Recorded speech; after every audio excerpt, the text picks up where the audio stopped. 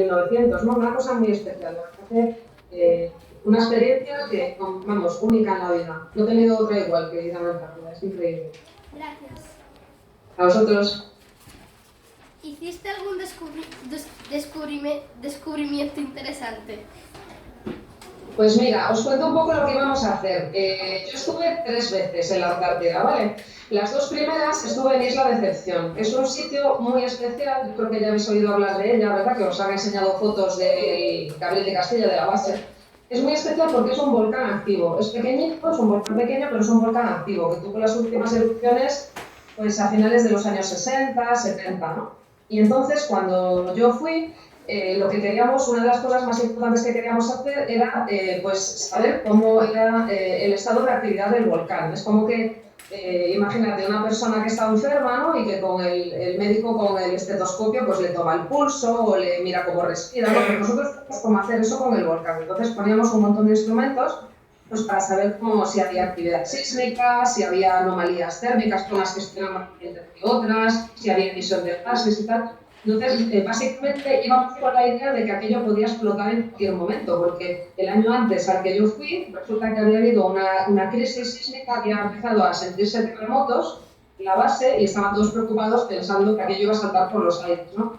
Entonces nosotros íbamos con la idea de saber cómo estaba aquello y con la idea de la posibilidad de tener que dar una alerta para tener que evacuar la isla porque podía haber una erupción inminente, ¿no? Entonces, quizá el descubrimiento fue que no hubo erupción, ¿sabes? O sea, que al final montamos un campamento de emergencia. Teníamos los que investigaban los pingüinos, cuando se iban a la pingüinera a trabajar, se llevaban los walkie-talkies esperando que nosotros les llamáramos y les dijéramos: venid corriendo, que hay que ir al campamento de emergencia, que esto va a erupcionar, ¿no? Al final eso no pasó, la isla se tranquilizó y todo volvió a la normalidad. Entonces, bueno, quizá ese fue un descubrimiento, que la isla no estaba tan activa como pensábamos. Gracias. A ti. ¿Cuál fue el descubrimiento más importante? Perdona, repite, que no te oigo bien. ¿Cuál fue el descubrimiento más importante? Bueno, pues mira, este que os acabo de decir es uno. Luego, otra cosa interesante e importante que hicimos fue en la tercera vez que fui, que en lugar de Decepción estuve en la base Juan Carlos I, fuimos a hacer una cosa muy importante, que era montar. Yo ayudé a un equipo que venían de Cataluña, del Observatorio del Ebro. Yo estaba en ese proyecto en ese momento. Íbamos con la idea de montar un observatorio magnético en la isla Juan Carlos, en la isla Livingstone, que es al lado de la base Juan Carlos I. ¿Por qué era muy importante montar este observatorio? Pues os lo cuento muy rápido. A ver, el campo magnético terrestre, sabéis que la Tierra tiene un campo magnético, ¿verdad? India. Y que por eso funcionan las brújulas, ¿verdad? Bueno, pues ese campo magnético tiene un comportamiento que es bastante complicado de comprender. Entonces, para estudiarlo, por todo el mundo, por todo el planeta, existen lo que se llaman observatorios magnéticos, que tienen instrumentos que están midiendo continuamente cómo se comporta ese campo magnético. ¿Qué es lo que pasa? Que claro, en el hemisferio norte, donde estamos los países civilizados, pues en Europa, Estados Unidos, ¿no? Pues tenemos muchos observatorios, pero en el hemisferio sur hay muy poquitos porque los países son más pobres, tienen menos dinero y entonces pueden instalar menos instrumentos.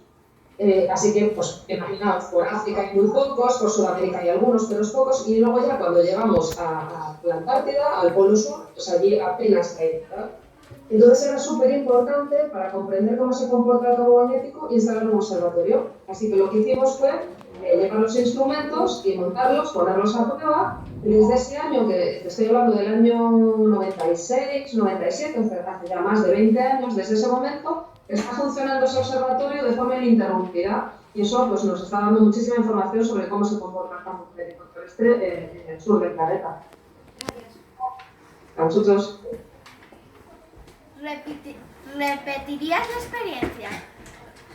¿Repetiría experiencia? Pues mira, a ver, mira, en la vida hay momentos para cada cosa. Entonces yo, cuando estuve en la Antártida, era al principio, cuando era muy jovencita, acababa de terminar mis estudios, tenía 23 años, entonces era como una aventura, era un momento en el que tenía muchas ganas de hacer cosas distintas y tal.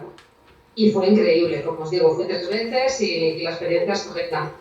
En este momento, ¿qué es lo que pasa? Pues que ir a las campañas antárticas implica estar fuera de casa pues 1 mes y medio, 2 meses. Yo llegué a estar 3 meses en la Antártida. La vez que más estuve 3 meses enteros. Y yo tengo un hijo pequeño, el primo de Andrés, que se llama Juan, que tiene 7 años, y entonces ahora mismo yo no me iría a la Antártida porque yo no quiero separarme de Juan 7 semanas o 8 semanas o así, ¿sabes? Y pasa el tiempo y mi hijo crece, pues a lo mejor cuando tenga 15 o 16 años sí que digo, pues me voy 1 mes a la Antártida, pero en este momento no. Gracias. ¿A ti? ¿Cómo te sentiste al llegar a la Antártida? Bueno, pues mira, me sentí primero que era un sueño cumplido, porque para mí ir a la Antártida era como una ilusión y nunca pensé que lo fuera a conseguir. Es de eso que dices, eso es un sueño que nunca cumpliré. Entonces, cuando llegué allí, me pareció que realmente estaba soñando, que aquello no era verdad. Digo, no puede ser verdad que yo esté aquí. Y luego,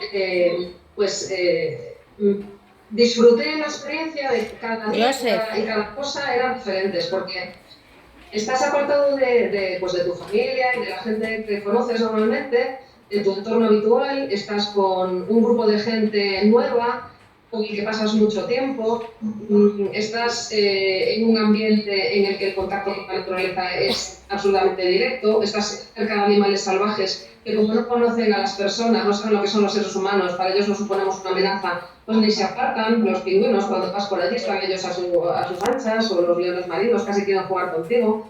Y entonces, pues increíble. O sea, algo único, una experiencia. Yo me siento muy privilegiada porque sé que muy poquita gente tiene acceso a esto. Y entonces creo que es una experiencia que me llevó y que sé que soy muy afortunada por vivirla. Gracias. ¿Te gustó la Antártida? Pues me gustó muchísimo, claro que sí, me encantó. Me encantó primero porque la belleza de los paisajes es increíble. Tuve la suerte de ver bastante zona de la Antártida, porque en alguna de las expediciones que hicimos, como llegábamos en barco con los Hespérides, pues en alguna ocasión nos recogieron, por ejemplo, antes de la fecha en la que el Hespérides tenía que empezar el regreso ya a España. Y entonces recorrimos una buena parte de la península antártica, entramos hacia la zona de los no solamente el archipiélago en el que estamos, que son las islas del sur, sino que nos internamos un poquito más hacia el estrecho de Iberlache y tal. Y fue una experiencia muy chula que cruzamos el círculo polar antártico, que es la isla de Decepción y Livingstone están a una latitud que no es todavía círculo polar, son 63 grados sur, el círculo polar está a 67,5, ¿no? Bueno, pues una de las veces pudimos descender y cruzar el círculo polar, que fue una experiencia increíble, porque llegamos a la zona donde ya los hielos se convierten en perpetuos, ya cuando el barco prácticamente no podía continuar el camino, porque Hespérides puede romper una parte de hielo, o sea, como un metro y medio de hielo o así, pero no es un típico rompehielos, entonces ya no podía seguir el camino. Y estuvimos visitando además algunas bases de otros países, que eso es una cosa muy interesante de la Antártida. Hay colaboración internacional y entonces estuvimos visitando una base brasileña, una base uruguaya, una base argentina. Pues muy increíble todo, la verdad. Me gustó todo. Muchas gracias. ¿A ti? ¿Qué aprendiste en tu viaje a la Antártida? ¿Qué aprendí? Pues muchas cosas, mira. Por ejemplo, fue la primera vez que yo pude poner en práctica cosas que había estudiado en la universidad, pero que yo no había visto. A mí me habían contado, pues, por ejemplo, cuando tú quieres medir, ¿no?, cómo es la actividad sísmica de una determinada zona, si hay terremotos, si no los hay, pues a mí me habían explicado que había unos instrumentos que se llaman sismógrafos, que tiene un sensor que se llama geófono, que se instala en la tierra y luego esa señal se mira en un ordenador y se analiza. Y yo eso me lo habían contado, pero yo no lo había visto. Entonces tuve la oportunidad de poder manejar esos instrumentos, de ponerlos a funcionar, de controlar que estuvieran perfectamente funcionando todo el tiempo, si había algún problema lo resolvíamos.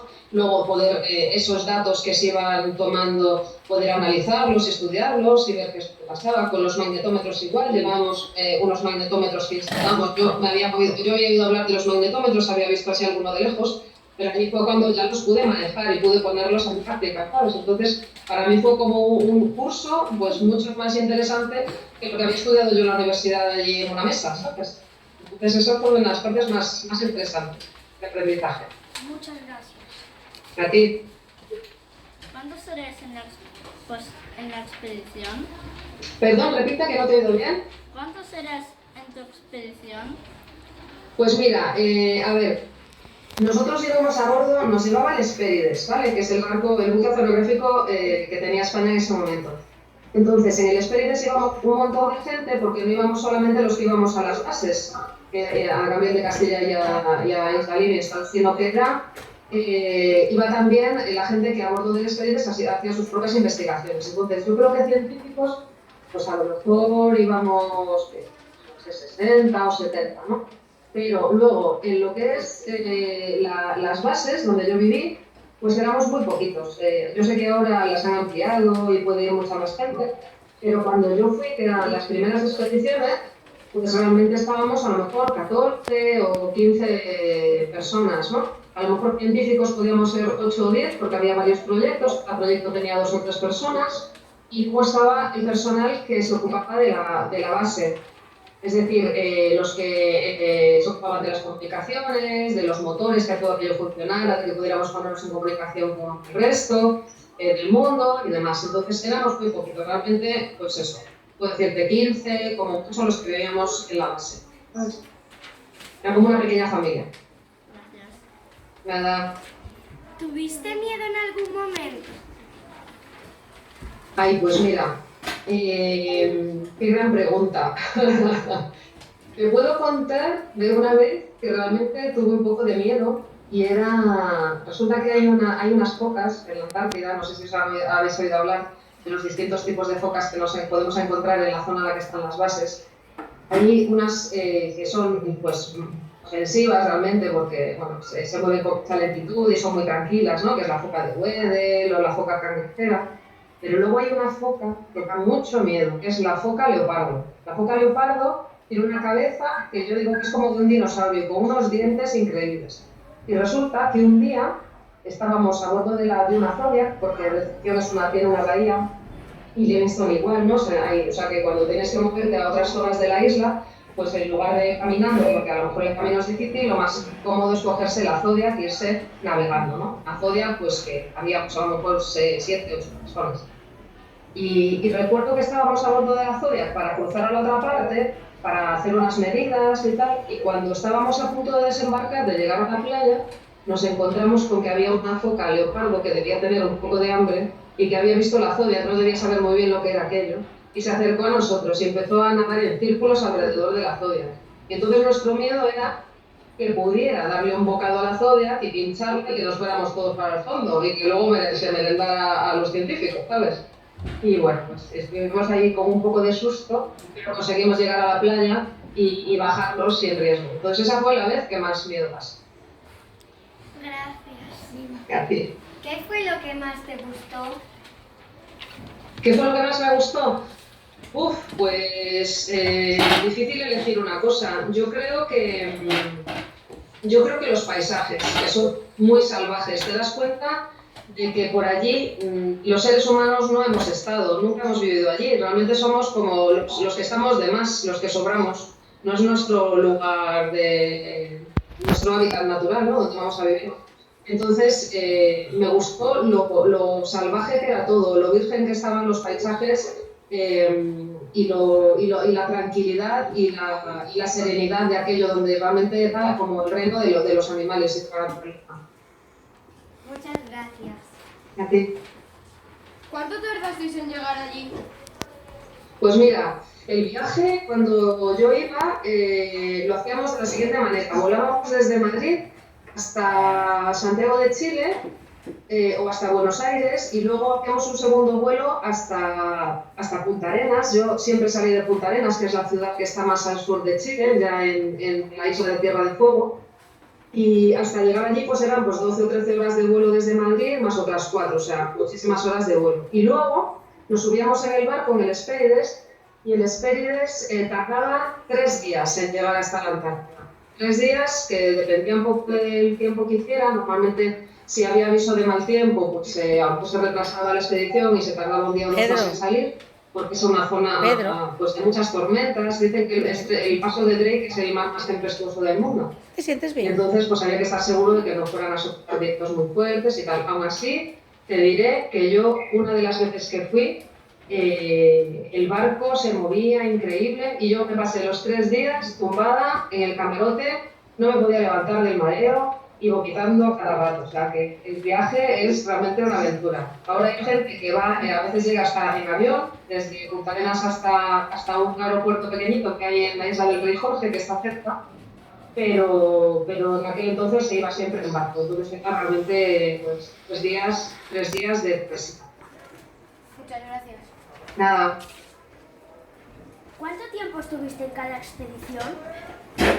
Pues mira, las expediciones a la Antártida ahora se alargan un poquito más, se va un poquito antes y se vuelve un poquito más tarde porque las bases están mejor acondicionadas. Cuando yo iba, llegábamos a primeros de diciembre y, o sea, los primeros que llegaban eran primeros de diciembre y los últimos que se iban eran finales de febrero, o sea, eran 3 meses.